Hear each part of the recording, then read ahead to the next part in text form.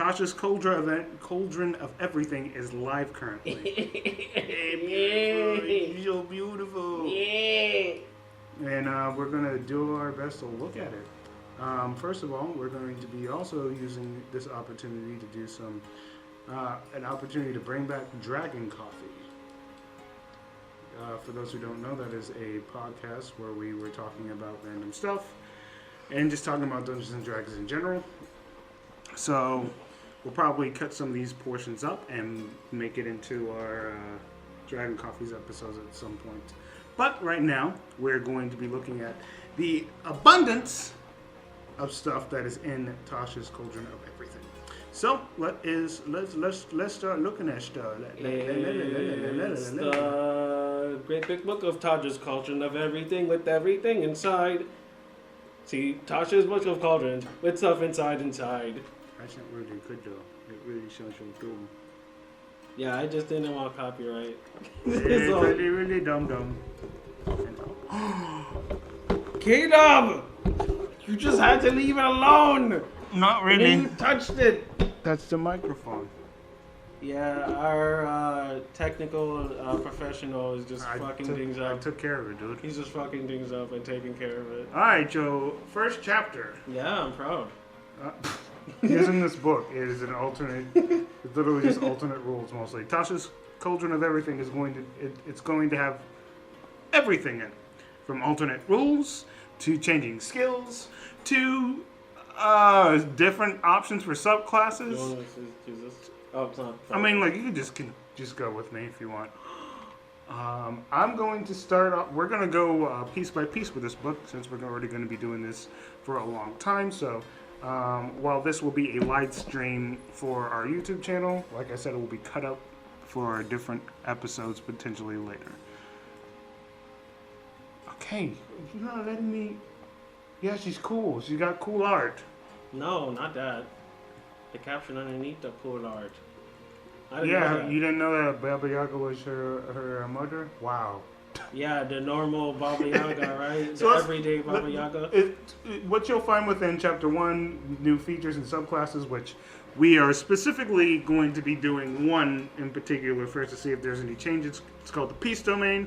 Maddie DeVille, which is my Sky Reference character, was Unity Domain Unearthed Arcana, and now it's been changed to Peace Domain, so I can't wait to look at that, see if anything has changed. But there's a chance of nothing, maybe just a name change. We'll find out. But other than that, we're just going to go piece by piece. Chapter 1 brings with new feature subclasses for the classes in Player's Handbook, and it presents the Artificer classes in Master of Magical Invention. So basically, I think this... It's a reprint. It's a reprint, right?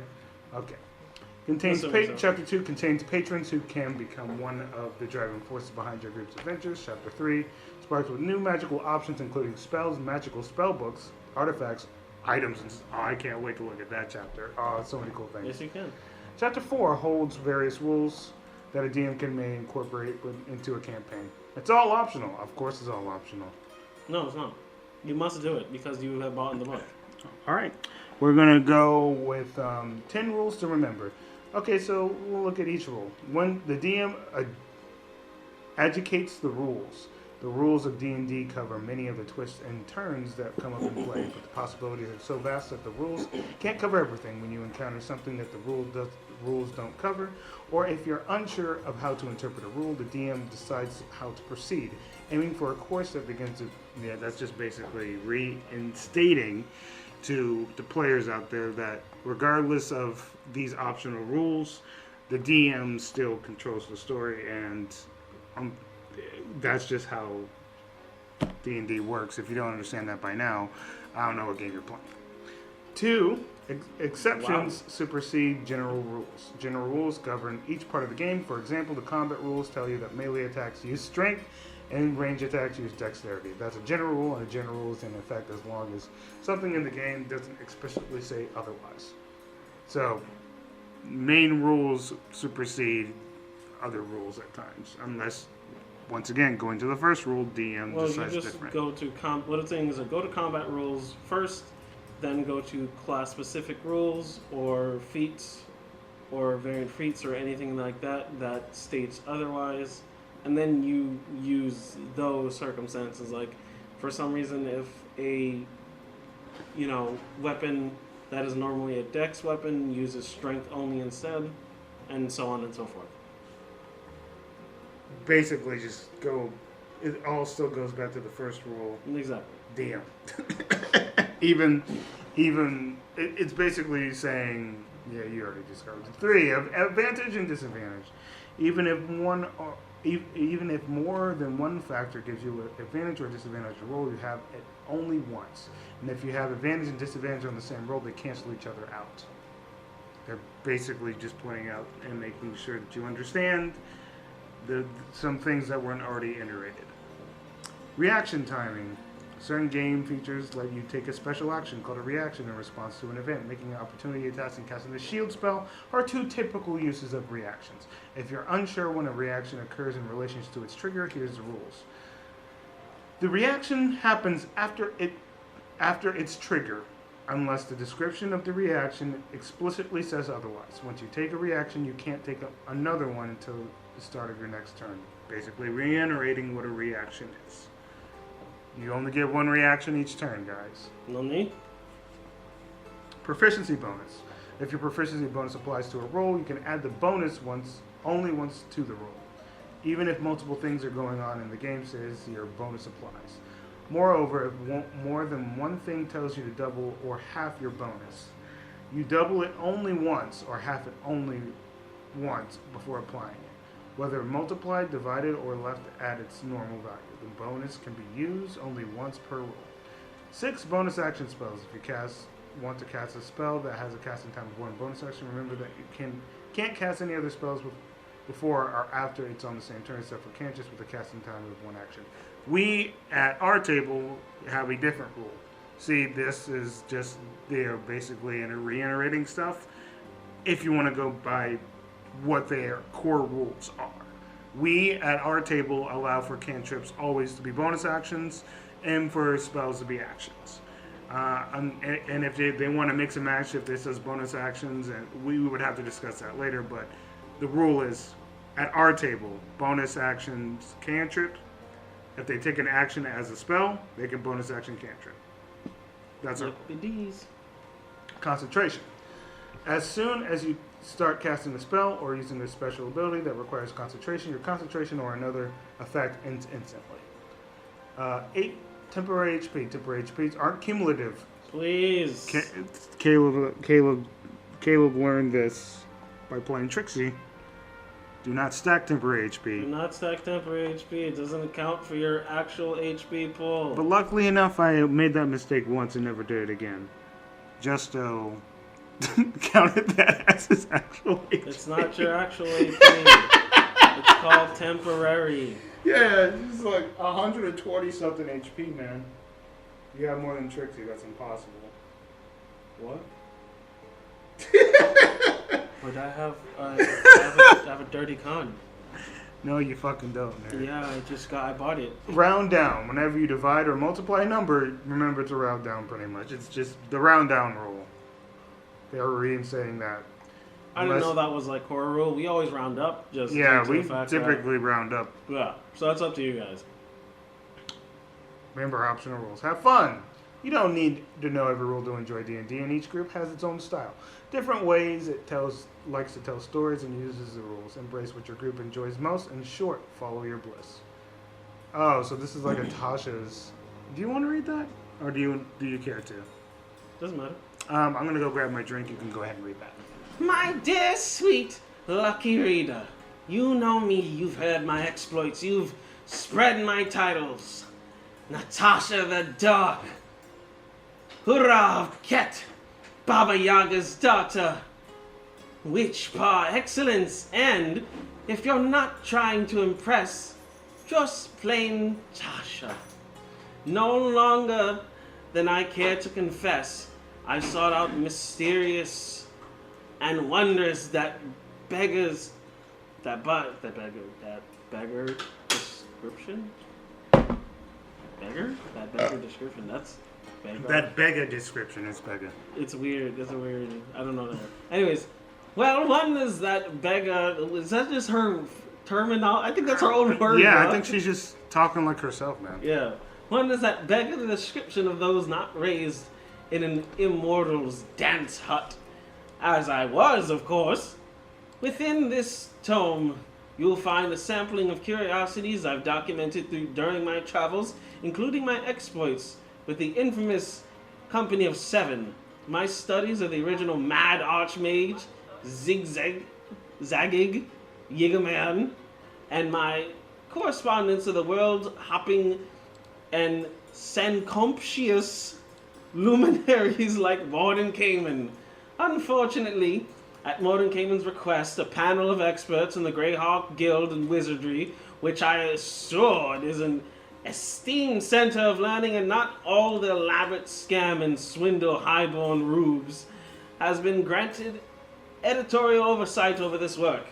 As a result, I understand that some of my less traditional findings have been saddled with various rules for the supposed safe continuance of my mystical arts, and indeed all life in the multiverse. No matter. Through a combination of irrefutable arguments and spells, I've convinced the editorial board to furnish me the advanced copy of their work, which is not illegal whatsoever. In reviewing it, I've added a variety of Margalanio. What the hell is her word? She just uses it. Apparently she's just like one of the weird. She's she's a word weaver. Yeah. Okay. I expect that with this inclusion of my insights, guidance, threats, and critiques, clever minds will have all they need to advance in the accounting of Multiverse's infinite equities.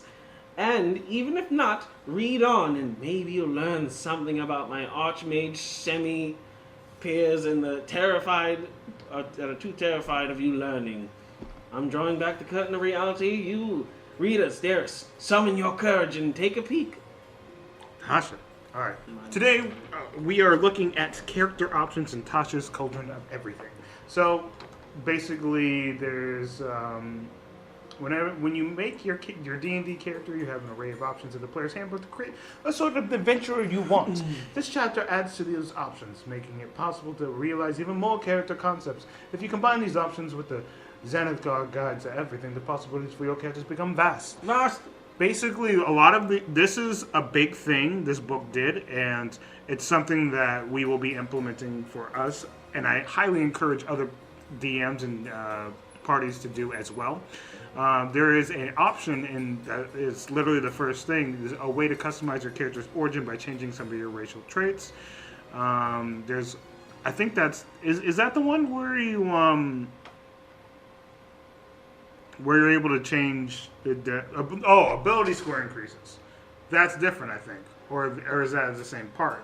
I think this is what we're referring to, yeah? Yeah, well, what I'm specifically referring to is the ability score increases, which I will go down to right there, since it's right there. Whatever D&D race you choose for your character, you get a trait called ability score increase. This increase reflects an archetypal, that's a strange word for me, bit of excellence in the adventures of this kind of D&D's past. For example, if you are a dwarf, your constitution increases by 2 because dwarves in D&D are often exceptionally tough. This increase doesn't apply to every dwarf, just to dwarf adventurers. And it exists to reinforce an archetype. That reinforcement is appropriate if you want to lean into an archetype, but it's unhelpful if your character doesn't conform into the archetype. If you'd like your character to follow your own platform, you may ignore the ability score increase traits and assign ability score increases tailored to your character. Here's how you do that. Take an ability score increase you gain in your race or a sub-race and apply it to any ability score of your choice. If you gain more than one increase, you can't apply those increases to the same ability score. You can't increase the score above 20. Exactly. So essentially what they're saying is let's say tieflings get like a +2 to the charisma and then +1 to something else, right? Yeah, they always get a +2 to 1 +1 to something else. Exactly. So let's just say that this might not be 100% accurate, but this is just going off the mind. +2 charisma. You're playing a tiefling. Tieflings typically get +2 charisma and +1 to something else. Intelligence, but I don't remember. Let's use base intelligence. Fuck it. If you're looking to play something like a fighter, and you want it to be a strength-based character and you don't really want But the you wanna charisma, play a tiefling. and you want to play a tiefling, you would, instead of doing the +2 charisma, let's just use a strength archetype for a fighter, and +2 to strength, and then +1 to constitution. But one thing though that is interesting, What? I guess I would have to say then, if you're playing a human, you can just put a whole bunch into one thing too. As long as That's it doesn't gonna be exceed. weird, man. Yeah, Because technically, humans break everything in this game. technically, I mean, if we're using these rule wordings, I mean, weirdly enough, it just says you can't cap out. You cap out at 20. See, That's all it says. See, the thing is, if we're gonna have to use, well, this hasn't come up yet, right? This has not come up yet. When we were creating our humans for our Sky Orphans, we did, this rule was not out, and we didn't apply it. We just did the basic human things because Maddie is a human. I just did the normal human race. I didn't even go variant. I didn't care to. I just +1 to everything. So now, next time that we have a human, we're still going to try this out. So we're going to test it out, and we'll let you know how it goes. But actually, what we can do is when we do our first subclass, we can use human and try to figure out exactly how we're going to do this. Yeah, you can just let's try it. Everything. Let's try it. I don't know. Maybe we can do that, but maybe we decide something else.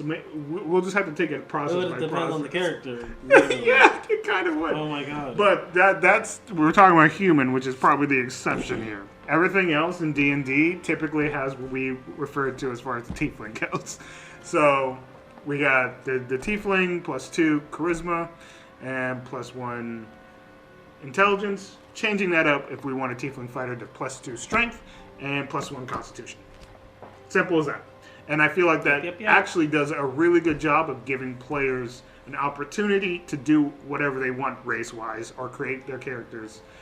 I think that's one of the best, if not the best, rule that comes from But Tashas I mean, basically, at this point. At this point, though, what it's saying is that you can add all three of those to one thing, as long as you don't increase above 20. So you can have. That's weird. Yeah. I was just using the base stuff. But she used an example, which was, for example, you can take the ability score trait of your race or subrace and increase const by 2 and wisdom by 1. You could instead increase by your intelligence by 2 and your charisma by 1, but that doesn't mean you have to. Yeah. Based on the second paragraph. Oh my god, there's a language options. I want to see this. This is so fucking cool. Your character's races include... We're going to go to languages next, if you haven't done. We will have to dive into that differently when we get into it. I think people's rules on that are going to be different, varying. It just gives a whole bunch of options. Yeah, definitely. If they give that option at all. Some people are going to ignore this completely, and that's their ruling. Languages. Your character's rule... Race includes languages that your character is assumed to know, usually common in the language of your ancestors. For example, a halfling adventurer is assumed to know common in halfling. Here's the thing, D&D adventures are extraordinary, and your character might have grown up speaking languages different from the ones in your language traits. To customize your languages, you may replace each language in your language trait with a language from the following list. Abyssal, Celestial, Common, Deep Speech, Draconic, Dwarvish, Elvish, Giant, Gnomish, Goblin, Halfling, Infernal, Orc, Primordial, Sylvan, or Uncommon. As annoying as it would be, you can technically take a character that doesn't know Common. It would be very annoying, but that could do something. Mm-hmm. You could do something like that, and to be honest, that would create a unique character. That would actually create a very interesting dynamic within a party as well. That would actually enable your Kenku to speak. Yeah, that's what I was thinking. I was actually thinking that Kenkus could potentially speak with this option. Yeah. I love this rule. I think it's great. I think you being able to choose whatever language you want without having to be layered or just having to take just bound to taking whatever you want is always something that we here at AC2 High encourage. It's great. I just hate the fucking. It's a good thing it's up there now. Let's see what the hell is with this thing.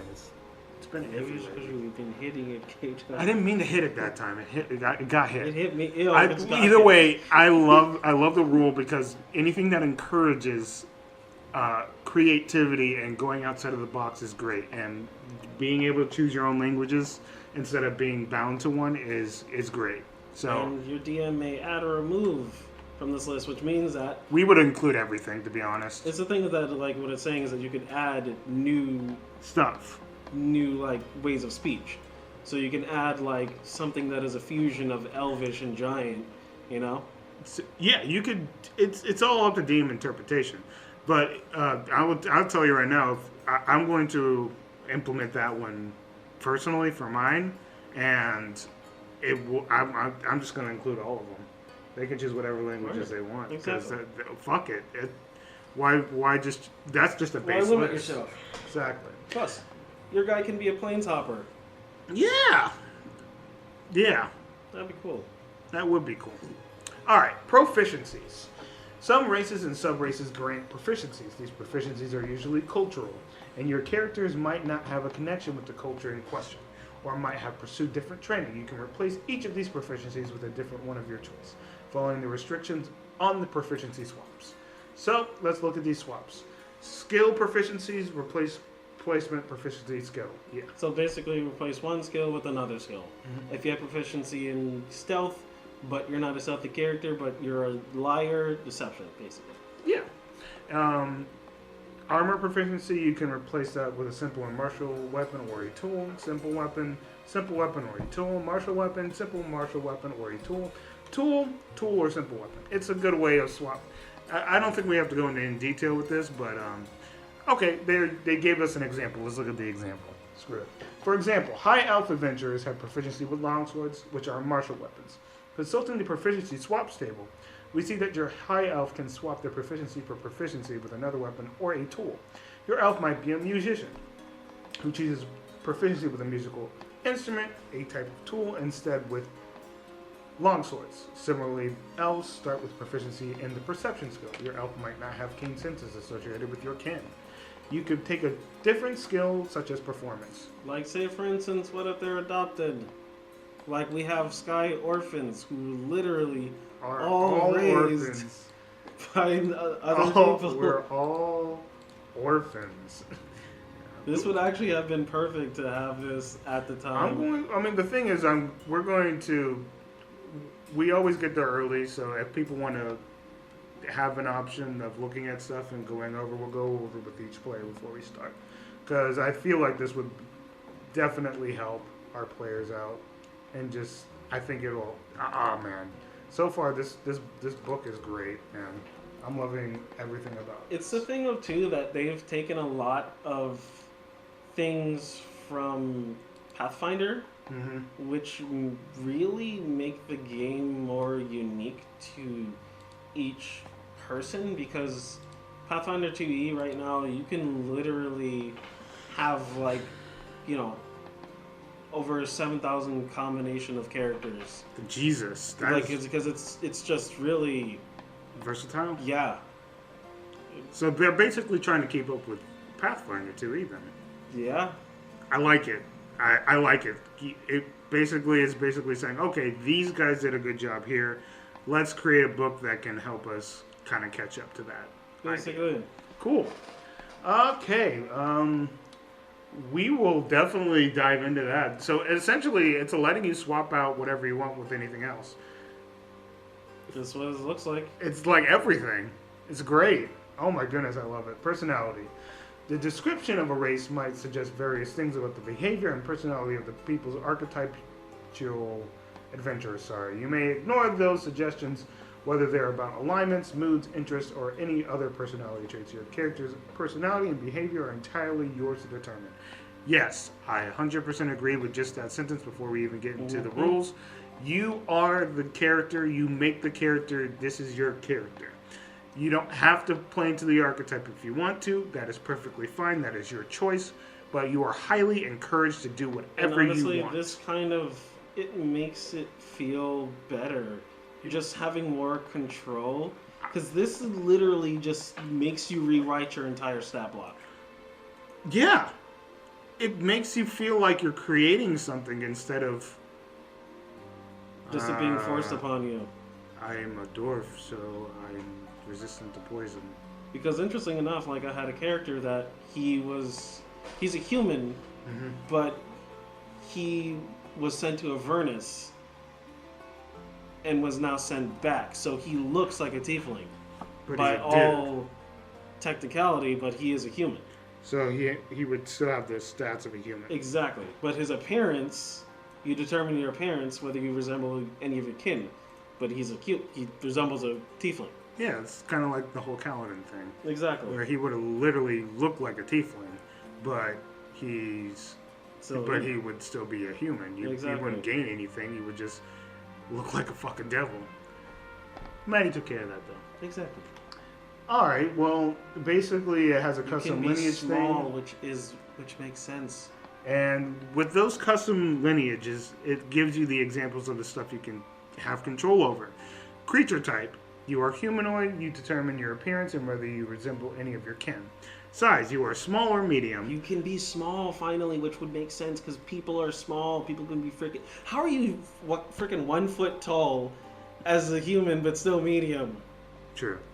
Speed. Your base walking speed is 30 feet. You can change your speed. You can not be a gnome and be a piece of shit. Yes. I can have 30 speed. It fucking sucks being a gnome and being like, I'm so slow. I mean, once again, 2E, like Pathfinder, it's even worse. You have 20 speed. As being a gnome, yeah. Oh my god, why? Yeah. Why? It makes combat a lot harder. And it also shows the ability score increases. We've already gone over that, so we don't really need to. You can basically, we actually already have this rule. Yeah, this is actually something we implement at our table, and this is definitely something I would recommend you guys do at your table if you want to. It's I understand if you don't want to, by the way. As a DM, it is a very iffy choice, but you can gain 1 feat of your choice for which you qualify. But that's just something we implement at our table already. You are allowed to take a feat and feat or an ASI. Feat or an ASI at the get-go via our ruling. Doesn't matter what character, if it's a new character, you can take a feat or an ASI. I mean, like, why wouldn't you right at the get-go, even before you start creating your character? Dark Vision! Variable trait, you can gain one of the following optional of your choice. Dark Vision with a range of 60 feet, proficiency in one skill of your choice. Human, Dark Vision, Human, Dark Vision, Dragonborn. Dragonborns don't have dark vision. Dragonborns don't have dark vision. No, they don't. And that constantly makes people not want to play Dragonborn. Because why the hell do they not have dark vision? Dragonborn. Halflings don't have dark vision. But that actually sort of makes sense. Yeah. That makes more sense than a Dragonborn not having dark vision. Yeah. If like random races like elves have dark visions, why would like Literally, a more bizarre race like Dragonborns not have dark vision? They hide in trees, which is why they have dark vision. No, it doesn't make any sense, really. No. That doesn't really make any sense. No. But that's their excuse. With this option, you can give yourself a trait. Dark vision. Remember, before you do any of this stuff, consult your DM. Make sure you're allowed to use Tashas Cauldron of everything. The thing is that if the DM is also bringing the book in, and then clearly they're giving you free reign to use. Yeah, remember, even if they bring the book, talk to them and make sure it's okay to do this stuff. But if they tell you can do this, I highly encourage you to use this because, like, honestly, it's cool stuff. And then languages, which we've already gone over. Yeah, but if you already have it, then you get a proficiency. You get an extra proficiency. You could be a skill monkey. I know, isn't that great? You could be a skill monkey without being a bard. Exactly. You don't have to go into bard to be a skill monkey. And languages, we've already discussed it in the previous text above. There is technically changing a skill option. Sometimes you pick a skill proficiency that ends up not being very useful in the campaign, technically I'll just do that, or that no longer fits your character's story. In those cases, talk to your DM about replacing that skill proficiency with another skill proficiency offered by your class at level 1. A convenient time for such a change is when you reach a level that grants you the ability score increase feature. So if you don't know, for the most part, most of this stuff is UA options that they have printed in actual books. Mm-hmm. This is literally all already on UA in one form or another. Yeah, but it's good because now it's saying that this is official and that they are fine with this. So therefore, it's no longer playtest; it's in motion. Exactly. Which is cool. Dude, we're gonna have a physical copy of probably one of the best books they've ever come out with. Because honestly, this is already better than 80% of the books that they've come out with already. Because this just changes so many options and probably changes so many minds of people who are probably just so used to one idea when it comes to D&D. All right, so like I said, with changing a skill, it's one of those things where you talk to your DM. If they say, hey, you can change the skill, change the skill. I think that's literally all that is. So talk to your DM and then go from there. You'll be hearing that phrase from me a lot. If you get annoyed with it, I am sorry, but that is the truth. Changing your subclass. So yeah, this is big, and I think we should. This is something we're actually working on right now.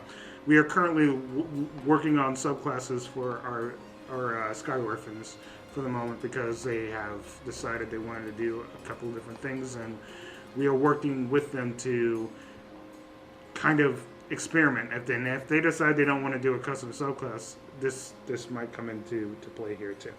Each character class involves the choice of a subclass at first, second, or third level.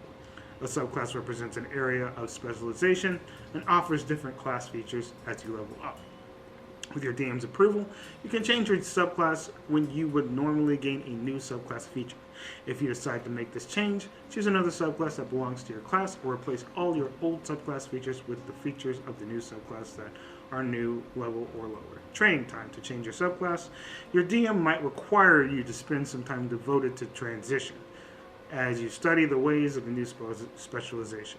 This transition requires a number of days equal to twice your new level in the class. So 40 days if you're level 20. Yeah. I mean, if you wait till level 20 to change your shit, then yeah. Yeah, come on, man. What's wrong with you? You got 20 levels to just think about this. Yeah, now I'm going to do it. Yeah. A higher level represents more to learn. Exactly. Yeah, pretty freaking much. How do you expect... Let's take Paladin, for example, with level 20 subclass abilities. How are you going to be learning a godlike level 20? You've taken like 3 in-game years to do it, and you just learned it in 10 minutes. Yeah, 10 minutes. I'm good like that. 10 minutes? It would take 10 minutes. 40 days, I think, is more than reasonable when it comes to subclasses. The DM might also require an expenditure of money to pay for training. Yeah, give me your shit, man. You're doing all this. All this. Give me your shit. Magical regiments? Is that what that says? Or other goods needed for the transition. The cost is typically 100 gold pieces times your new level. Yes! I love it. The cost might be accompanied by a quest or some sort. Yeah, I would more attach it to a quest personally. Yeah. For example, a sorcerer who wants to adopt a draconic bloodline could be required to receive blood, a blessing, or both from an ancient dragon. Oh, that's very specific, which is understandable. Yeah, if you return to a subclass that you previously held, you forego the gold cost, and the time received for the transition is halved. Just like, hey, dude, why are you doing this? I want to change it again. Stop! Change it! Stop it! I made a mistake. Give me half of your gold this time. Yeah, I made a mistake. Half your gold. Why? Because that's the rule. When? Okay. I detracted. You give me 1,000 gold, and that's good. You're back to what you originally were, and you've wasted everyone's time. Congratulations. Sudden change. Sometimes a character undergoes a dramatic transformation in their beliefs and abilities. When a character experiences a profound self-realization or faces an entity or a place of overwhelming power, beauty, or terror, the DM might allow an immediate subclass change. Oh, dude, I can't wait. This is going to be so much fun if it happens. I mean, with Sky Orphans, we plan on doing a lot of throwing a lot of classic D&D stuff at people. So who knows what might happen? Exactly. You must just explode. They give examples. An Oath of Devotion paladin failed to stop a demonic horde from ravaging her homeland. After spending a night in sorrowful prayer, she rises the next morning with the feature of the Oath of Vengeance, ready to hunt down the horde. That's so cool. Paladins work so well for this. Yeah, I mean, that's definitely... That's so good. A wizard lies down for a nap beneath an oak tree whose roots reach into the Feywild. In his dreams, he faces visions of multiple possible futures. When he awakens, his subclass features have been replaced by those of a school of divination. Oh, dude. I love these examples. They did a good job with this book so far. A cleric of war domain has spent years in conflict with the enemy of her temple. But one day, she wanders into a sun-dappled glade where her god once shed a tear of mercy over the world's suffering, drinking from the glade's brook. The cleric is filled with such compassion for all people that she now bears the power of life domain, ready to heal rather than make war. Let's use the example of Maddie. Right? I don't know what he's going... While we are co-DMing Sky Orphans, I don't know what he's doing with my character, and he doesn't know what I'm doing with his character. So there'll be times where we'll just move over to the side, and there'll be one DM, and basically they'll be running that session while the other is just kind of enjoying playing the game, as there's a potential story outcome for them. I don't know what he's going to do, and please don't take this as an example of something to do, because I don't know what you're going to do with me, especially because given the random wild stuff that's happened. This has literally been like, essentially me playing a Feywild cleric without actually being anything like part of the Feywild, given how you've done it. But I love it. I love everything about what's happened. This? I am a cleric of what was previously Unity, but Peace Domain. Let's use an example of some sort of like terrible thing happens and all of her friends die. This is a terrible example, but it's an example that can be used for a sudden change. Oh no. All of her friends die and she swears vengeance and she just loses her shit. She destroys everything that goes around her and she dedicates her life to fighting those who took down a friend or friends. That would be changing that to the war domain potentially, given the fact that she has sworn her life in the name of Eldath to fight. Eldath. See, also, one thing I want to mention, this has nothing to do with this and probably is off kilter. Don't be afraid to kind of just mix and match with deities, because even though, okay, they give you the example, and I did take the example of Eldath, but the reason why I took the example of Eldath is because I wasn't sure what Eldath was. I looked at Eldath and I liked Eldath.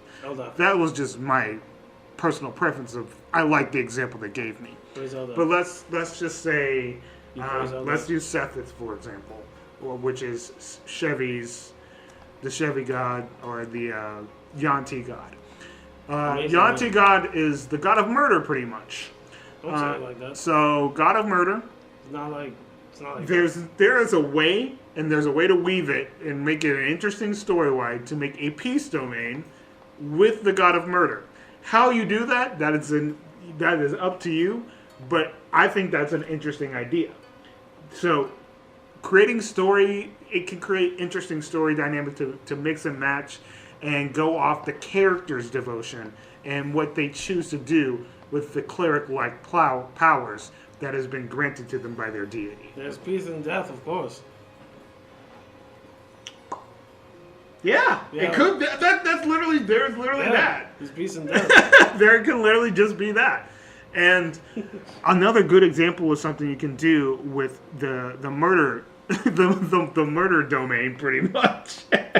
The murder god, Yanti, is you can use a grave cleric. I think that would make an excellent example. Let's use a Yanti grave domain cleric. Yeah, stay dead. He doesn't murder them, but the ones that are murdered and bring back to his village or his cultivation or whatever you want to call it, his little cult or village. He makes stew out of the bones. Cult or village. To the children. He's just the gravekeeper. Yes. And he's responsible for making sure they pass on to the fucking god of murder. Yeah, But that's an example of a potential using something that you wasn't originally thought and putting it to another domain. So yeah, that's off kilter, but I just want to bring that out there that I love mixing and matching things that typically don't gel well, because even though they're yin and yang, pointing it back to Trixie, yin and yang, the yin and yang work because they're so different. So you can make anything good if you just take a little bit of time to maybe write some story options out, talk to your friends or talk to your fellow players or the DM themselves and get some cool ideas and try to experiment with stuff that is not the typical. Just get creative. Route. Please. Get creative. I really think that that's something that this book is striving to do very well. And I think it's doing a good job at presenting those options to you. You're lying. So I think that's it for our character options. So I will stop doing this real quick and then move